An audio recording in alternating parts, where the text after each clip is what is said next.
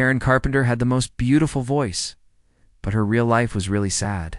Behind her sweet songs and happy smile was a woman who was slowly dying. Her own mom wouldn't even say "I love you" when they went to therapy together. Her husband called her bag of bones and took all her money, but the worst part was that she was taking 90 medicines that make you go to the bathroom every day. And she was poisoning her heart with a drug that would kill her. Everyone thought they knew. Karen Carpenter. They had no idea what was really happening when nobody was looking. Karen Carpenter was born on March 2nd, 1950, at 8:45 in the morning in New Haven, Connecticut. She was born in a small house with 2 bedrooms on Hall Street. Her dad, Harold, made $89 every week at a place that printed things. Her mom, Agnes, had stopped being a nurse to take care of her kids. Their life was okay, but nothing special. From the very beginning, Karen wasn't the special one. Everyone paid attention to her older brother, Richard. Richard was born 3 years before Karen, and he could already tell if music sounded right or wrong when he was only 4 years old. He could copy songs on other people's pianos and started making up his own music when he was 5. Agnes wrote down everything Richard did like he was the most amazing kid in the world. But when it came to Karen, she barely wrote anything down. Agnes once said, "Karen just bangs pots and pans in the kitchen while Richard makes beautiful music." She wasn't kidding. That's really how she saw her kids. One was special. The other one was just there. When Karen was 8 and tried to play music like Richard, her mom didn't care. When Karen's 3rd grade teacher said she should take music lessons, Agnes said she couldn't pay for both kids to take lessons. "Richard is the one who's really good at music," she wrote in a letter. When Karen saw a famous drummer named Buddy Rich on TV and begged for drum lessons, Agnes signed her up for ballet dancing instead. Ballet cost 3 times more money, but she still said no to drums. In 1963, everything changed. The family moved all the way across the country to Downey, California. They sold their house in Connecticut for $12,500 and bought a small house in Downey for $13,500. Harold got a better job and started making more money, from $4,800 to $7,200 every year. But the real reason they moved was for Richard. Agnes thought Los Angeles was the only place her son could become really famous. In letters to family, she wrote about Richard's future in music. She never even mentioned Karen once. Karen was 13 when they got to Downey. She didn't fit in anywhere. The way she talked made her sound different from everyone else, and that made her feel even more left out.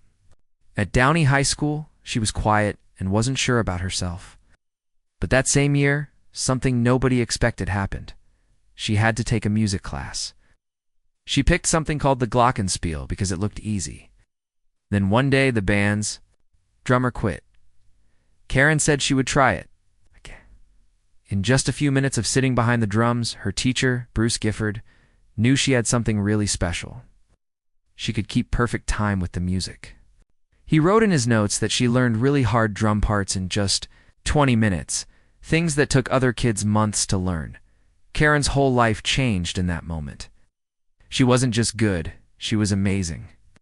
By Christmas, she was already playing really hard songs like Malaguena and Caravan. She had only taken 6 weeks of lessons before she was better than everyone else in her class. Her school yearbook said she had completely changed how good the drum section was. It was just the beginning. But Agnes still didn't care. Richard got a $750 piano and private lessons every week. Ren had to practice on drums that belonged to other people and wasn't given even $1 for her music. In her diary from high school, she wrote something really sad. "Mom thinks Richard is like Mozart, and I'm just noise." It was obvious that their family wasn't fair. Harold worked long hours and kept to himself. He never stood up for Karen. Agnes was in charge of the house. When she introduced her kids to neighbors, she would say, "This is my son, Richard. He's going to be a famous musician, and this is Karen." It was it. It started quietly in 1965 in a small music room with no big lights, no stage, and no plan to become famous. Richard Carpenter was just 19, and his brain was really good at making up melodies. He had been arranging jazz music since he was a young teenager, and his younger sister, Karen, just 15, was already really good at playing drums. They weren't trying to become super famous. They just loved music. But when they teamed up with a local bass player named Wes Jacobs and called themselves the Richard Carpenter Trio, something really special started to happen. Karen wasn't singing yet. She barely talked when other people were around, but when she sat behind the drum set, she came alive. She could play really complicated rhythms like 9/8 time and 11/8 time without any trouble, things that most grown-up jazz drummers couldn't even do.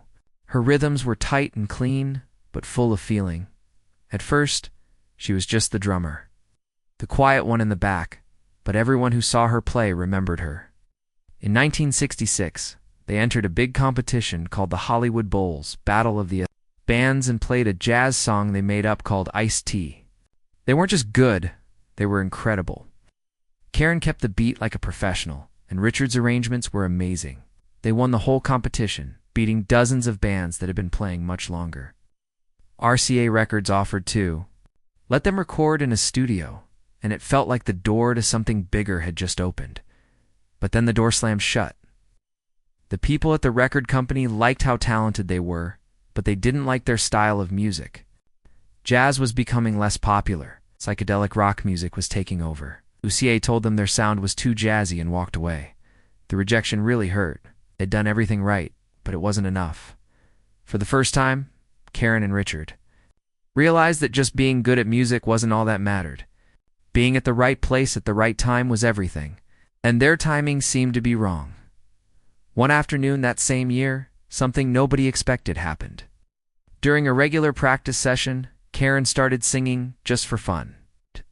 It was a jazz song called I'll Be Seeing You.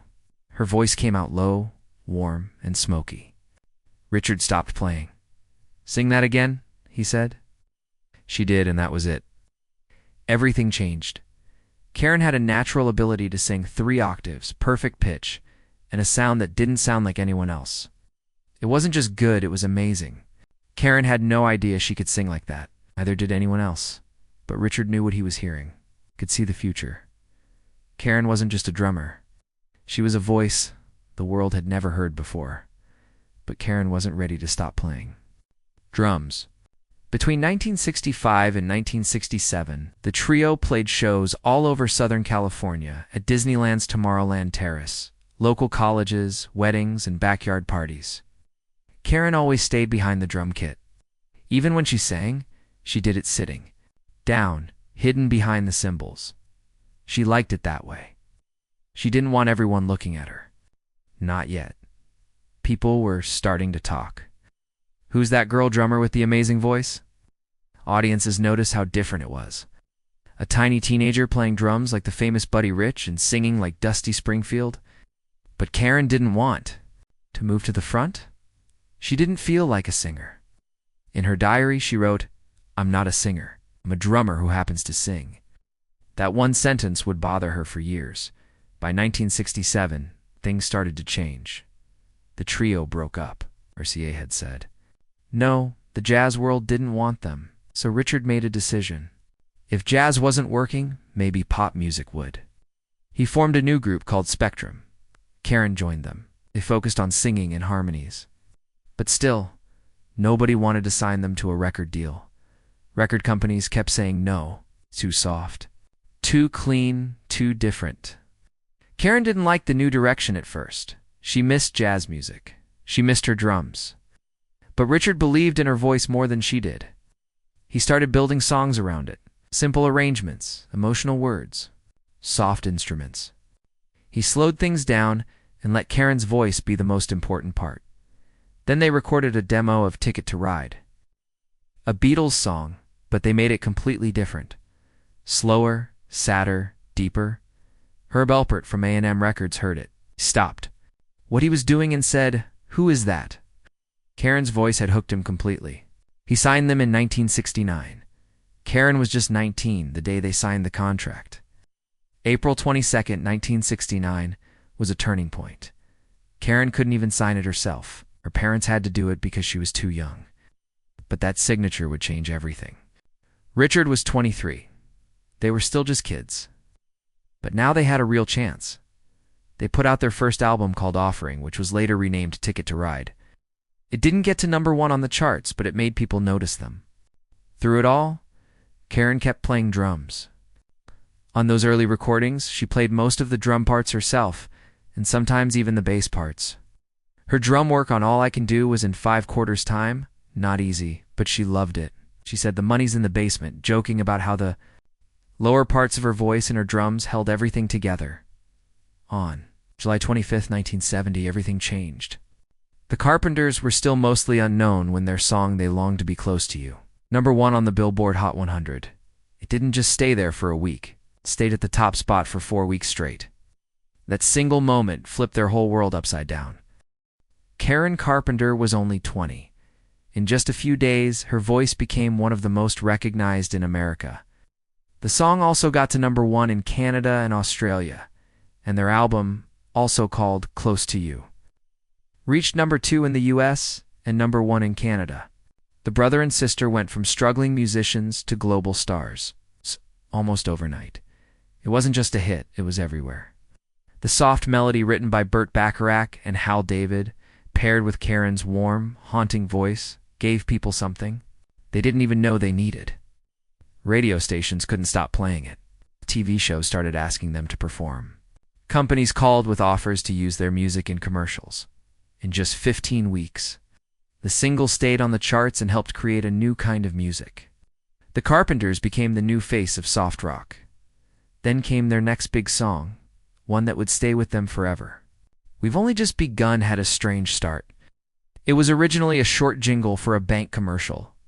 Paul Williams had sung it in a TV ad, but Richard Carpenter heard something more in it, tracked down Paul and asked for the full version. 3 months after Close to You, the Carpenters released it. It hit #2 on the Billboard Hot 100 and spent 7 weeks at #1 on the adult contemporary chart. It sold over 1 million copies. People loved its hopeful message. Couples started using it as their wedding song. It matched the Carpenters' image, clean, pure, and innocent, something very rare in the rebellious rock world of the 1970s. It won them a Grammy for Best New Artist and locked in their image. The record company leaned into it. The soft-spoken brother-sister duo became the new gold standard in family-friendly pop music. But their success wasn't just big. It was historic. In late 1970, both Close to You and We've Only Just Begun were in the top 2 spots of the Billboard charts at the same time. Very few artists had ever done that. We've Only Just Begun stayed at #2 for 4 weeks, right behind the Jackson 5's I'll Be There. But both Carpenter's songs ruled the adult contemporary charts and radio stations across the country. Over the years, they would get 15 #1 hits in that category. Only Elton John had more, but all that fame came with a price. Karen, who was shy by nature, started to feel trapped. She had always liked staying quiet, letting her voice and her drums speak for her. But with each hit, more and more people paid attention to her. As people wanted interviews, magazines wanted her on the cover. She didn't like being in front of cameras, and she didn't enjoy being asked about how she looked. The more she was pushed into the spotlight, the more uncomfortable she became. Her charm on stage hid her growing worry behind the scenes. There was pressure at home, too. Even though Karen's voice was what made the songs famous, her mother, Agnes Carpenter, continued to treat Richard as the real star. Richard arranged the music. He made the decisions. And Agnes believed he was the genius behind it all. Karen felt left out, even though her face was everywhere. It created tension. She wanted to be seen for her own talent. She also needed Richard to stay in the spotlight. The family needed them to work together. So Karen stayed quiet and pushed her feelings down. One of the hardest things that happened was when she was told to stop playing the drums. Karen loved the drums. It was where she felt safe on stage behind her drum kit. She didn't have to be. In the center, she could just play and sing. But by 1972, that started to change. The people who managed them, and even Richard, said she needed to step forward and become the front woman. She didn't want to, but the pressure was too much. Slowly, her time at the drums was taken away. She was reduced to small drum solos while most of the show had her standing at the microphone. She once said, "I was pushed further and further away from the drums. The change made her feel exposed and worried. In her own words, she never wanted to be a star. She said, "I think of myself as a drummer who sings." She liked sitting behind the drums and singing quietly. That's what made her happy. Even a legendary drummer named Hal Blaine praised her playing. Fans loved it when she drummed and sang. But those moments became rare. She was now just the face, not the drummer, not even fully the singer, just the image. And she hated it. She felt fake standing in front of the crowd, always pretending to be confident when inside she just wanted to go back to where she felt right. Then in 1973, something happened that changed everything again. A photograph. It showed her on stage in an outfit she thought made her look heavy. That image haunted her. From that moment on, her focus shifted. She started dieting, but not in a healthy way. She cut her meals down to almost nothing. She exercised all the time. She stopped listening to doctors. By September 1975, her weight had dropped to just 91 pounds. That's when people really began to worry. The word anorexia was almost unheard of back then. People didn't understand what they were seeing. Karen thought being thinner was better. She hid food. She pretended to eat. She started using medicines. That make you go to the bathroom? Even small meals made her feel guilty. She didn't see the problem, but the sickness was already taking hold. It began quietly, almost invisibly, and it all started with one photo and the feeling that she didn't look good enough to be in front of people. At the same time, Richard took more control over their music. He picked the songs. He arranged every note, produced the albums. Karen had little say. She tried to suggest songs and give input, but it didn't go far. The decisions were already made. Richard was a perfectionist, and their schedule was brutal. In 1973 alone, they played 174 concerts, recorded a full album, and made 3 major TV appearances. Karen worked non-stop but still felt powerless. The Carpenters were already big stars. But between 1974 and 1976, Top of the World turned them into a global sensation. It wasn't just a chart topper. It stayed in people's minds for decades. The song had already hit #1 on the Billboard Hot 100 for 2 weeks in 1973 in the UK, sold 250,000 copies, and earned a silver certification. In the US, it went gold with over 1 million sold, a massive achievement for the time. It showed up in Hollywood movies like Shrek Forever After, and even on Japanese TV years later. But behind the scenes, things weren't right. Karen, who was always small at 5'4", looked even smaller on stage. Fans across the world noticed her weight was dropping fast. By mid-1975, her body had changed so much it became hard to ignore. While she sang about joy and love, her appearance told a darker story. The public began to associate her thin frame with the peak of their success. People were worried. The media started asking questions. That same year, something unexpected happened. Playboy magazine held their annual music poll. Karen, who had mostly stopped playing drums live, was still voted the 10th best drummer in the world. She even ranked above John Bonham from Led Zeppelin, who came in 11th. Bonham was furious. People in the music industry were confused. Karen, always humble, said she hoped he wasn't too upset. "I love Led Zeppelin," she said. She hadn't played drums regularly for a while, but her skill was unforgettable. Her timing, jazz touches, and musical feels stood out. It meant a lot to female musicians. A male-focused magazine had just praised a woman not only for her voice but for her drumming. Still, the moment hurt. It reminded Karen of what she had lost, her early freedom as a musician before fame had taken over. Things reached a crisis in 1975. The Carpenters canceled their European tour without warning. The reason was clear. Karen's health was failing. Her weight had dropped to just 91 pounds. She was too weak to perform. Photos and headlines told the world something was seriously wrong. But in 1975, most people had never heard the word anorexia. Reporters didn't know how to explain what they were seeing. Fans were confused and concerned. Karen still sang beautifully on stage, but backstage she was exhausted and often grumpy. That summer, she checked into Cedars-Sinai Medical Center. It was the first time her illness became public. Her family and the music world could no longer deny it, even during this painful time. Karen kept earning praise from some of the biggest names in music.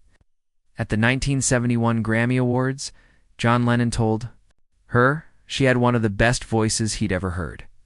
Paul McCartney agreed. Her version of Ticket to Ride caught their attention. She had become someone even the Beatles respected.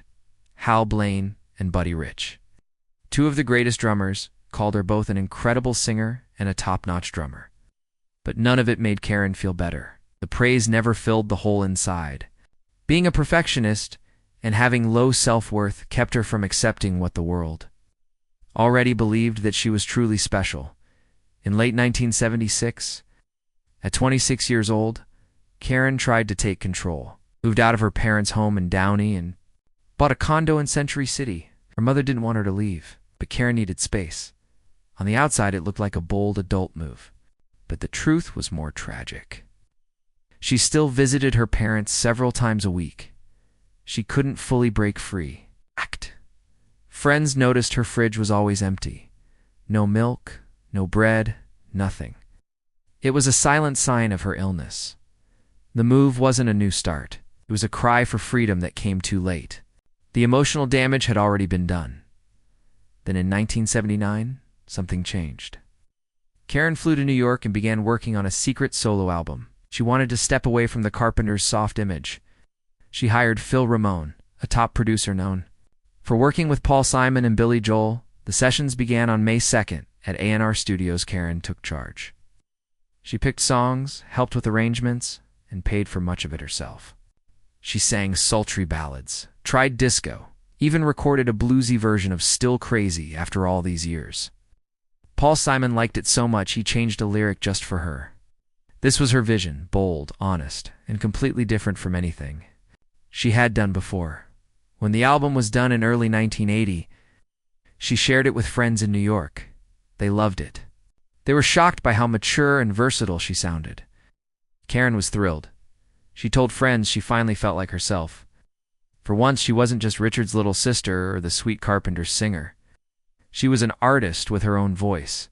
She even thought about moving to New York to start fresh. There was hope that she could start over, but that dream didn't last. Back in Los Angeles, she played the album for A&M Records and her brother Richard. Their response crushed her. Herb Alpert, one of the label's founders, called the album unreleasable. Richard, who had just come out of rehab, was furious. He saw the project as a betrayal. The label backed him up. They said the songs were too mature and didn't fit the Carpenters' image. Despite all the good feedback in New York, Karen was pressured into shelving the album. She agreed, but her heart broke. Phil Ramone said she cried in front of him. It wasn't just about the music. It was about being told that her voice didn't matter unless someone else approved. Karen pretended it was a joint decision, but friends say she was devastated. She had taken a risk, fought for her independence, and lost. The depression that followed never fully lifted. She returned to work with the Carpenters, but something inside her had changed. She kept talking about the album with a mix of pride and pain. Even the day before she died, she called Ramone and said, "I still love our damn record." The album was buried for 16 years. It finally came out in 1996. It was raw, honest, full of what could have been. She was one of the most loved voices in America, but behind the smooth melodies and gentle smile, Karen Carpenter was drowning. In June 1980, Karen thought she had finally found peace. She met a man named Tom Burris, a 39-year-old real estate developer who seemed confident, mature, and exactly what she needed. She was famous, lonely, and tired of feeling like a product. Burris came along and made her feel seen. It wasn't just a boyfriend. He was supposed to be the one. They got engaged after just 2 months. Friends were shocked. So were her family members. He already had an 18-year-old son and a past nobody really knew about. But Karen didn't care. She had always dreamed of having a husband and kids. The wedding was set for August 31st at the Beverly Hills Hotel. It looked like a fairy tale on the outside. Then, just days before the wedding, the truth slipped out. Burris had had a vasectomy years earlier. He never told her, and worse, he didn't want to reverse it. Karen was devastated. Becoming a mother was one of her deepest dreams. Now, that dream was gone before the marriage even began. He said maybe he'd reverse it, but she knew that was a lie. She turned to her mother Agnes, hoping she'd understand, but Agnes wasn't moved. The wedding was already paid for. Guests had been invited. Dresses were bought. Agnes told her, "You made your bed. Lie in it." And so Karen walked down the aisle with a broken heart. Trapped between her public image and her private pain, the real nightmare began after the vows. Burris wasn't the man he claimed to be. He wasn't rich. He was drowning in debt, nearly $1 million worth. He started asking Karen for money, not small amounts. $35,000 here, $50,000 there. He drained her savings fast. By the time Karen realized what was happening, she only had stocks and bonds left. A fortune she had earned over years of touring and recording was disappearing into his hands, but it didn't stop there. Friends started noticing the signs.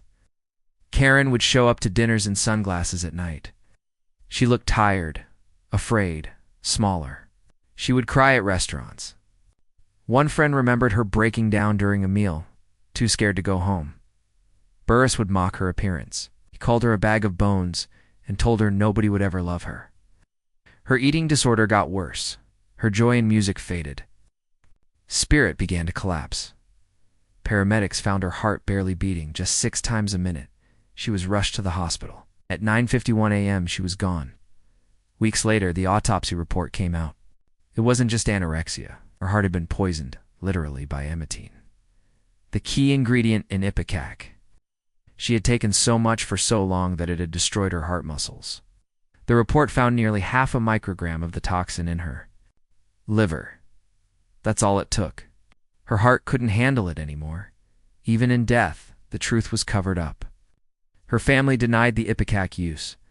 They insisted she hadn't been that sick, that she never purged, that her death was misunderstood.